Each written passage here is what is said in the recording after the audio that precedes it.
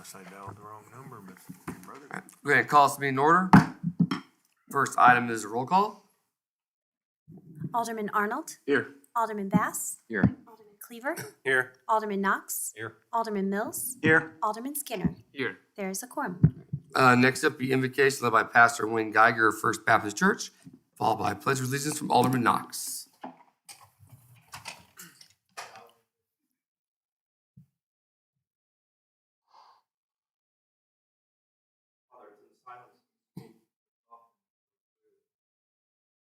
Thankful for the opportunity to be here. The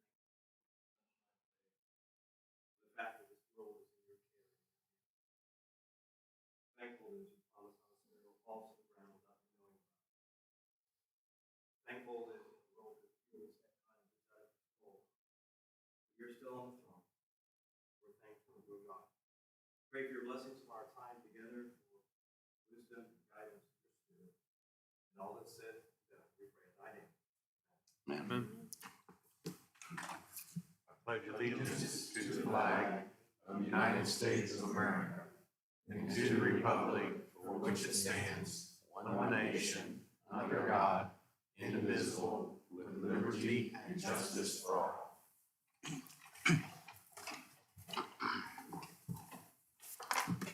Okay, next up is the approval of the agenda. There are no changes. Seeing no proclamations, move on to public comment. We ask the citizens come forward to the podium and microphone and make sure you've signed in with your name and address for the record. Do we have anyone who wishes to address the board this evening?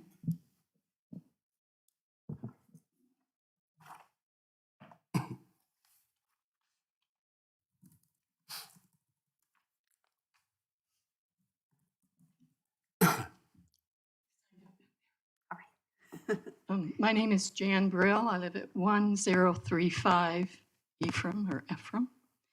On our election, on the ballot will be a 3% tax for Grain Valley on marijuana sold in the city. I would like to suggest that that 3% income be earmarked for the police department so that they can better prevent sale to underage children, and that some more resources can be sent to the SRO officers, especially in middle school, but also high school, so that they can get a hand on a problem of vaping in our schools. This money will be coming from the sale of marijuana, and I would suggest that it be used for the prevention of sale to minors and to help enforcement within our schools. Thank you. Have anyone else who wishes to address the board? I see none. Move on to consent agenda.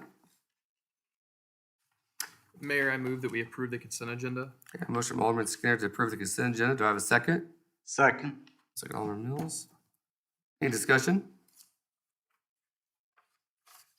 Seeing none, all in favor, please say aye. Aye. All opposed, same sign. See no previous business, new business presentations, or public hearings. Move on to resolutions. First resolution is R23-29, a resolution by the Board of Aldermen of the City of Grand Valley to censure Alderman Dale Arnold.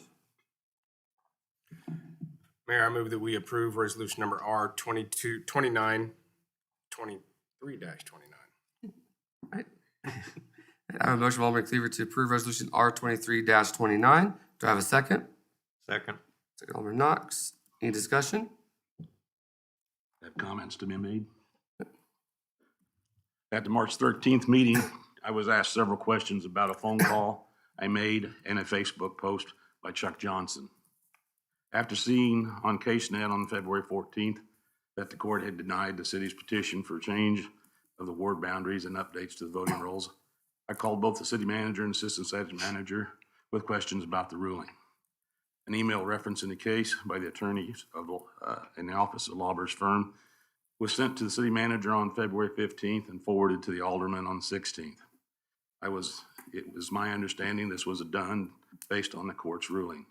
After reading the court's findings. I had questions and I called and asked a member of the election staff to clarify.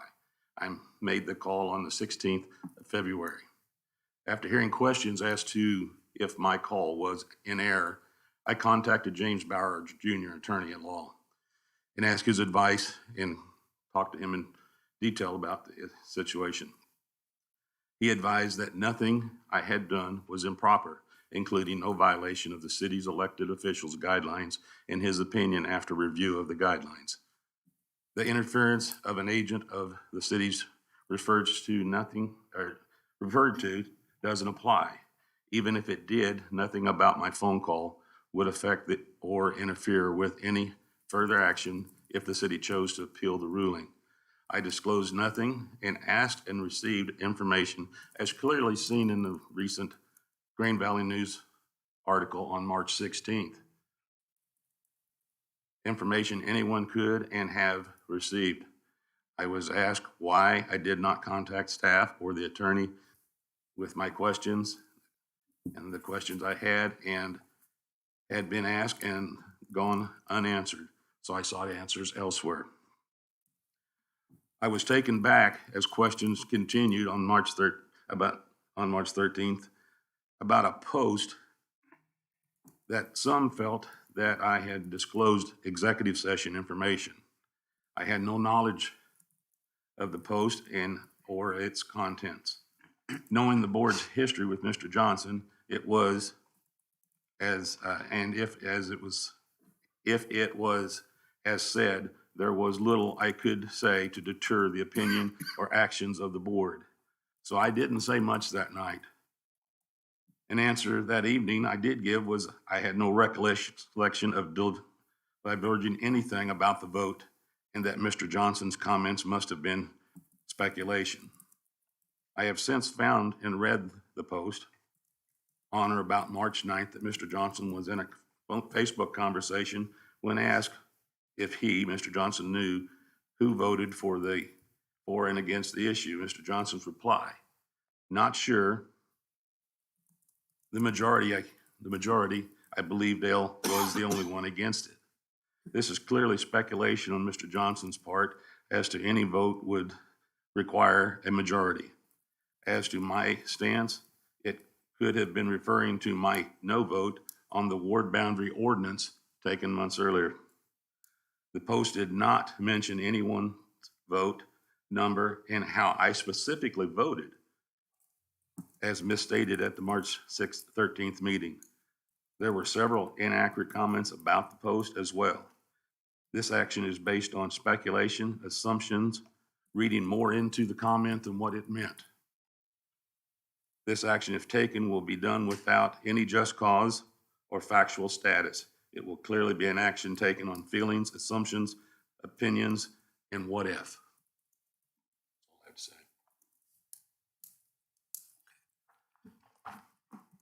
I have to say. I did want to clarify a couple things. I had asked questions why. So if you look at the resolution, when we did that, we had I think the dates said 15th and 16th. We weren't for sure on the dates of those things, correct? That is correct. From the minutes, it wasn't clear. Obviously, Alderman Arnold just confirmed that for the recital that's about halfway down the first page, says whereas on or about the morning of February 15th or 16th, Alderman Arnold telephoned the Jackson County Board of Election Commissioners. He just confirmed in his statement that it was the 16th. Okay. Well, we got some conflicting info there. I had staff go back and check voicemail logs and call logs to try to figure that out. And on the 15th, there was a voicemail left with Mrs. Ozenbaugh from Mr. Arnold, saying that he had checked CaseNet that morning and saw that the case had been settled, and he was calling to ask what possible steps the city could take next, and he would like a call back. Mr. Murphy called him back right after noon on that day and talked to him. And actually it was 11:15 because they called me at noon. 11:15 that day, and when Mr. Murphy talked to Mr. Arnold, Mr. Arnold had already indicated he had talked to the election board. So I'm assuming that call took place on the 15th based on that conversation. And then that's when Mr. Murphy contacted me regarding it. And I think that's probably when I forwarded it to you, Mr. Lauber. So I just wanted to clarify that aspect of it.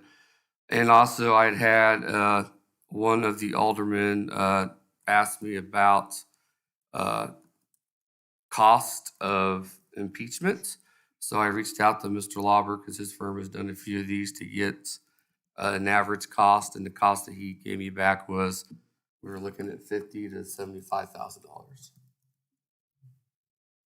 So I just wanted to throw that information out for everyone to have, since I had been asked. What was the original? Was it the 14th that the judge made a ruling, or was it the 15th? The judge's ruling came out late on the 14th. I believe it was 4:01 p.m. is actually stamped on the face of the judge's order.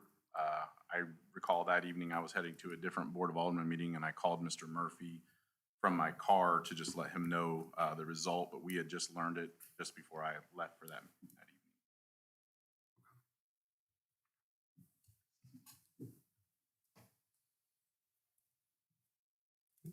Anyone else have any discussion? All right. Seeing none, all in favor, please say aye. Aye. Aye. All opposed, same sign. No.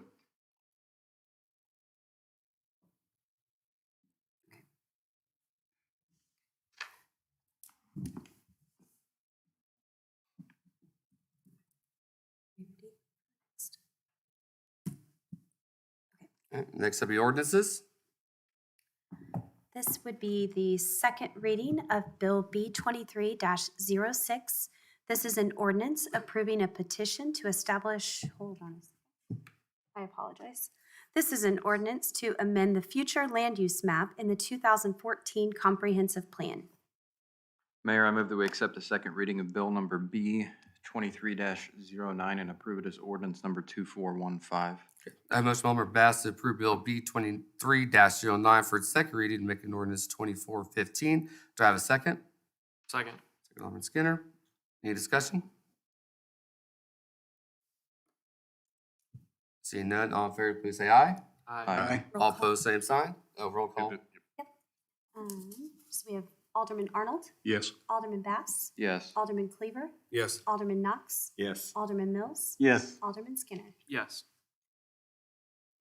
Next up is the second reading of Bill B23-10.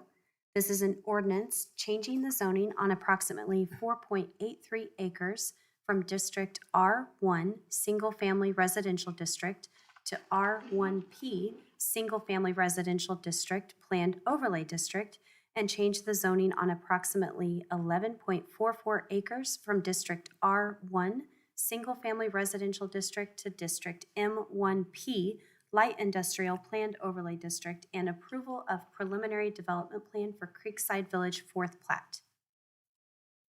Mayor, I move that we accept the second reading of bill number B 23-10 and approve it as ordinance number 2416. Okay, I have a motion by Alderman Cleaver to approve Bill B 23-10 for its second reading, make an ordinance 2416. I have a second. Second. Alderman Knox. Any discussion? Seeing none, we roll call.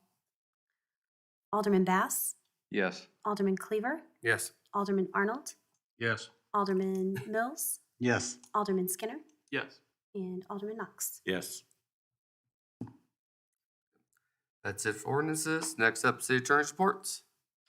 Thank you, Mr. Mayor, members of the board. I did hand out to each of you this evening a copy of our city official training that we're going to be doing. The closest one to Grain Valley will be at the NPR facility in Independence on April 21st, so all the details are in there. We do have, I believe, links of this to at our website, and we can email those as well. Certainly, the staff members, the department heads are invited, or any staff members they would want to send. It's just a good summary of municipal law, kind of in a pretty compact process. We do a breakfast and a lunch is provided, with the cost. I believe NPR members are free because it's hosted at their facilities, and it works with your discounts, I believe, on insurance. So city official training coming up, just less than a month now. The other item is we have had some personnel kind of changes. I've in the last 3 to 4 weeks, I've lost 2, but I'll be gaining 3. So I guess I'm net 1 so Rich Wood, his last day will be the 31st of March. So this coming Friday. Sarah Oldridge had left a couple weeks ago. She went in-house at Casey Moe. We did pick up Holly Dodge from the KCPD. And she started about 2 weeks ago. And then we have 2 associates that are starting this coming Monday. One is a former federal law enforcement agent, and the other is a law clerk currently with the Jackson County Court. So we're pretty excited about that. So we'll have 13 attorneys a week from today at this point. So pretty excited about that. We'll be looking forward to introducing you to some new folks and getting as much help as we can to turn stuff around quickly for you. So that's all I have. Next up, city administrator and staff reports. I believe Mr. Trozen. Thank you, Mr. Mayor. The annual stormwater report is included in your packet. This is in compliance with the city's Missouri Department of Natural Resources MS4 state operating permit for stormwater management. So if there's any questions regarding the report, I'm glad to. Mr. Davies.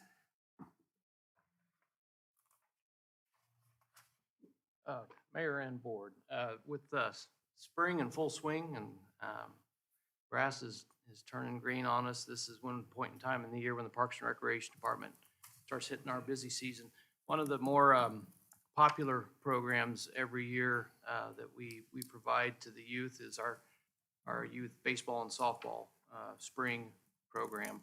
And so usually around this time of year, I usually report on our levels of participation for both the boys and girls youth baseball and softball program. We're still accepting some late registrations, but right now we're sitting at a little over 500 kids between girls softball, boys baseball, and then our T-ball program, which is approximately 50 more kids than we've ever had for a spring season. So we're excited about that and ready for the weather to warm up and get started. So just wanted to let everyone know about that. I did get Mr. Murphy and Miss Ozenball reached out from afar. She probably does not want me to share this staff report, but I'm going to. So Teresa's going to be excited to share about dog influencers and hype dogs when she comes back from the Main Street Conference. So apparently we need some dog influencers and hype dogs at downtown businesses, and I'm thinking Tank would be perfect. So we can use him. He can have his own Instagram. So when Teresa comes back, she'll be sharing that. That's how we need to do that. That's it for, I believe, city comments, right? Staff reports. All right. Next is Board of Aldermen reports and comments. Alderman Arnold. Nothing at this time. Alderman Mills. Nothing at this time. Alderman Bass. Not sure what hype dogs or dog I think influencers it's are, but like social media influencers, but they're dogs. still don't understand, but. I okay. guess they have their own Instagram pages and people follow them and they go in businesses and like hype the business up. I'll wait. I don't know Ms. how they Rosenbaum's do that, report. but yeah. Along with I. No, I would just like to thank Mr. Trozen. I brought him an item the other day and he hopped on it very quickly, and I'd just like to say thank you, Mark. Other than that, I have nothing. All right. Alderman Skinner. Couple things, real quick. So one, to start off with is, I think Mr. Trozen is fully aware that I've, had some issues in Rosewood with the intersection of Rosewood and Hedgewood. Speaking with Mr. Tuttle, it sounds like in the next few weeks, months, something like that, in the next short amount of time, we're going to do another traffic study. I would like to see that maybe expedited a little bit, just due to some concerns I've been receiving as the weather's getting warmer and warmer. all kind of started with some golf cart issues, which we got that kind of figured out thanks to Chief over there. But it brought up the intersection again. And one of the things that I kind of wanted to note on is when we did this traffic study the first time, it didn't meet the requirements for a four-way stop. And some of that was down or due to, if you look at the traffic study, it had to do with like sight distance and the top speeds. And there's a whole formula that I know it uses, and I'm not an expert on it. But I do know that the top speed was 36 miles per hour with a sight distance of 280 feet on Hedgewood.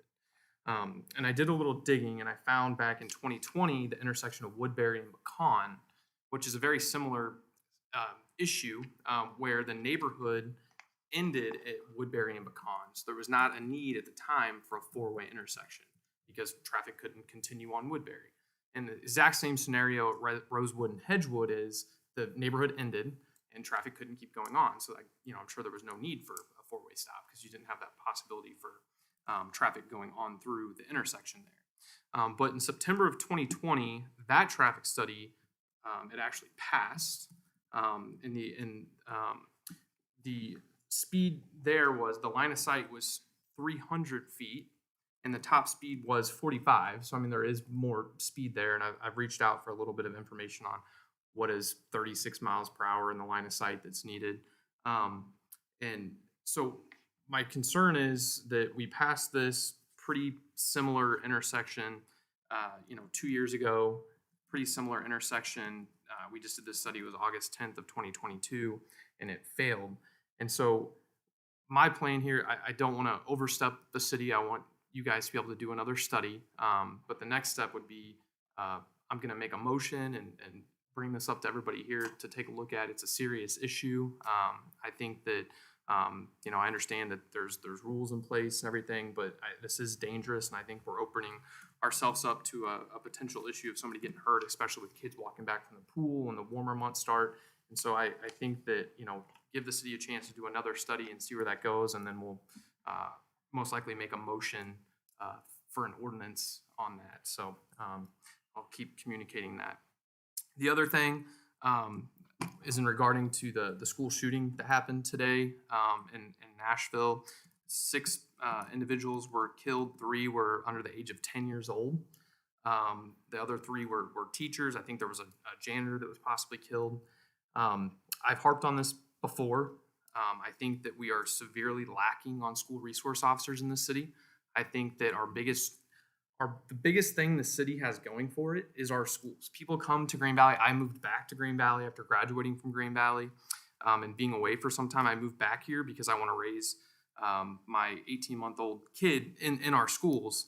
And the fact that we have 8 schools, if you count the early childhood center, and we have 3 school resource officers, I think that is setting ourselves up for failure, to be completely honest.